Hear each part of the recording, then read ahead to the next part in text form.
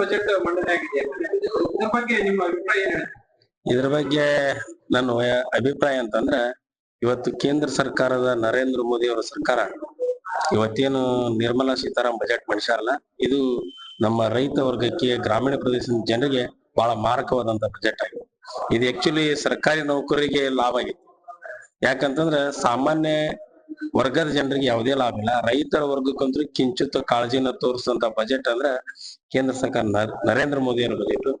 ಇದು ಬಹಳಷ್ಟು ಜನರಿಗೆ ಮಾರಕವಾಗಿದೆ.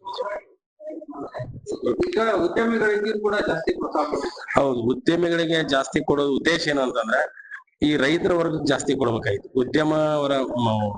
ಉದ್ಯಮ ವರ್ಗಕ್ಕೆ ಜಾಸ್ತಿ ಪ್ರೋತ್ಸಾಹ ಕೊಟ್ಟಿದ್ರಿಂದ ನಾವು ಅದನ್ನ ಖಂಡಿಸ್ತೇವೆ. ಅಂದ್ರೆ ಈಗ ರೈತರಿಗೆ ಹೆಚ್ಚಿನ ರೀತಿಯಿಂದ ಸೌಲಭ್ಯಗಳನ್ನ ನೀಡಬೇಕಾಗಿತ್ತು. ಇವತ್ತು ಬೆಂಬಲ ಬೆಲೆಯನ್ನ ಘೋಷಣೆ ಮಾಡ್ತಾರ, ಅದಕ್ಕೆ ಖರೀದಿ ಕೇಂದ್ರಗಳ ಸ್ಥಾಪನೆ ಆಗ್ತಾ ಇಲ್ಲ. ಗೊಬ್ಬರದ ರೇಟ್ ಸಿಕ್ಕಾಪಟ್ಟೆ ಆಗ್ತಾ ಇದೆ, ಕೆಮಿಕಲ್ಸ್ ರೇಟ್ ಸಿಕ್ಕಾಪಟ್ಟೆ ಆಗ್ತಾ ಇದೆ, ಯಂತ್ರೋಪಕರಣದ ಜಾಸ್ತಿ ಆಗ್ತಾ ಇದೆ. ಇವತ್ತು ಮೊಬೈಲ್ ಗಳನ್ನ ಎಲ್ಲರೂ ಯೂಸ್ ಮಾಡ್ತಾ ಇದ್ದಾರೆ. ಇವತ್ತು ಸಿಕ್ಕಾಪಟ್ಟೆ ಕರೆನ್ಸಿಯನ್ನು ಜಾಸ್ತಿ ಮಾಡ್ತಾ ಇದ್ದಾರೆ. ಇವೆಲ್ಲ ನಮ್ಮ ಬಡ ಕುಟುಂಬಗಳಿಗೆ ಏನಾಗ್ತೈತಿ, ಬಡ ವರ್ಗದ ರೈತರಿಗೆ ಅನ್ಯಾಯ ಆಗ್ತೈತಿ.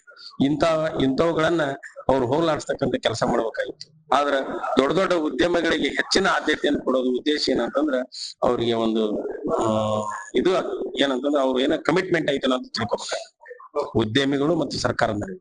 ರೈತರ